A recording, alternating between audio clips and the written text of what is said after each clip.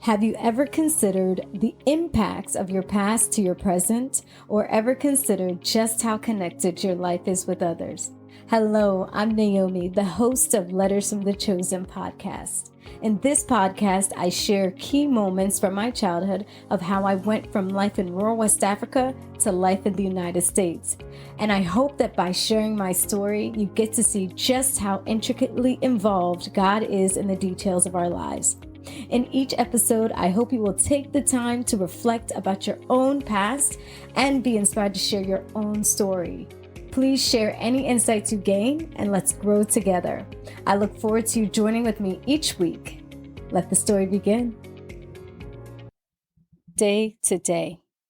I was unable to find my father. I never saw or heard from him again.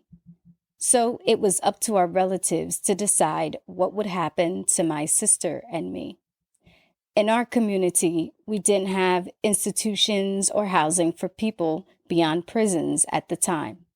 So places such as orphanages, shelters, or homes were not found in my area. Instead, extended family members and friends would step up to fill in the gap when there was a need. You know that saying, it takes a village? Well, that's so true for my community. My uncle Kwame and his wife took in my older sister, Akos. She was older than most of their children, so she could help take care of them and assist around the house. As for me, I went to live with my eldest sister, Sister Fia. Sister Fia had moved out already and married a man in the military. I only remember meeting her husband one time during my stay with her. The two of them had one son together, Kwame, my baby nephew. At Sister Fia's house, I was put in charge of taking care of my nephew. I would watch him when she went to work. We would mostly wander around the town waiting for her until she finished working for the day. There was no time for games at Sister Fia's house. Everyone had to contribute and help out around the home. I was also put in charge of washing dishes, and if I forgot, Sister Fia would chase me down for a beating. You see, my sister sold food in the market, so if the dishes weren't done, she wouldn't be able to prepare the food. So there was no time for playing around for me, not even at my 6 years of age. I remember one time getting into big trouble with her. Oh, she was so mad at me that day. Most likely I had forgotten to wash the dishes at the end of the day. I remember Sister Fia chasing me around the house, trying to whip me. In my effort to run away, I tripped on one of the steps. The rough edges of the steps tore at the skin on my ankle. It created a deep cut and I was bleeding. Ooh, that hurt. My sister and her mother-in-law tended to my wound by placing a wad of leaves on the wounded area. We didn't use Band-Aids. I'm not sure if that was due to the lack of access, the cost, or because we still maintained an aspect of our traditional practices. It was probably a combination of all three. I do remember that each time I got hurt, there would be a wad of leaves placed on the wounded area. I even experienced a head injury, and when I woke up, I found a wad of leaves over my forehead. The leaves were meant to aid in the healing process and reduce pain. It's also good to keep in mind that we didn't have local hospitals at the time. So if we wanted to see a doctor, we would have to travel out to the city. Well, the leaves that my family used that day for my foot worked, but it left a large scar. I used to try to conceal my scar by crossing my legs or wearing shoes that would cover it up. But as I got older, I embraced the scars because I realized it helped me to remember my past. And in a way, it helped me stay connected to my family.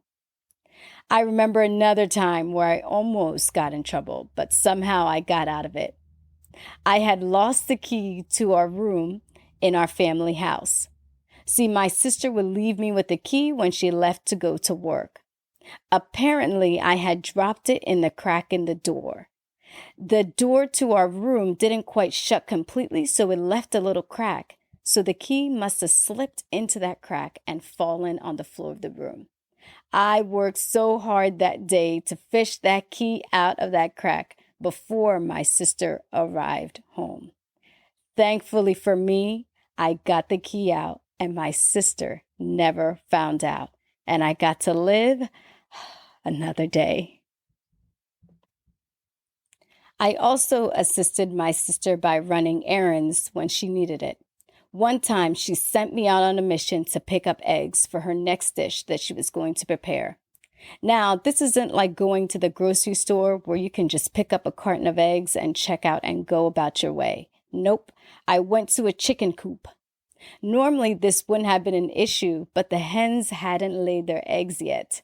So I had to sit and wait until there was enough eggs for me to take back home. It was evening by the time the hens had laid the eggs, but I waited because I knew if I went home empty-handed, it wouldn't be the chicken that would be dead. So those are most of my memories of living with my sister.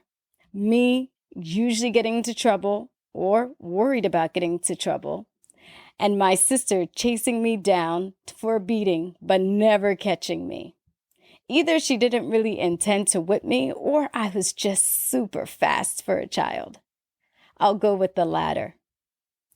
Looking back on these memories as an adult, I understand that it wasn't so much that I was a bad child, but more that I had responsibilities way beyond my age. I was a child trying to take care of a child and carry on adult responsibilities. So it wasn't surprising that I lost things or forgot some of the directions that my sister gave me for the day. But that's just how things were at the time. We had our basic needs, but nothing beyond that. We lived day to day. And as hard as my sister was on me at times, she watched out for me. And she'd be the first willing to fight someone if they tried to mess with me. She wasn't just my sister. She had taken on the role of mother and father while she herself was trying to raise her son by herself. But my sister never complains about it or complains about having to take care of me. You see, family was so important to us, and we were all willing to make the sacrifices for one another. We understood that with each other, we could get so much further than we could on our own. So to my sister, thank you so much for stepping in and filling in the gap. I've gone so much further than ever expected because of the part you played in my life.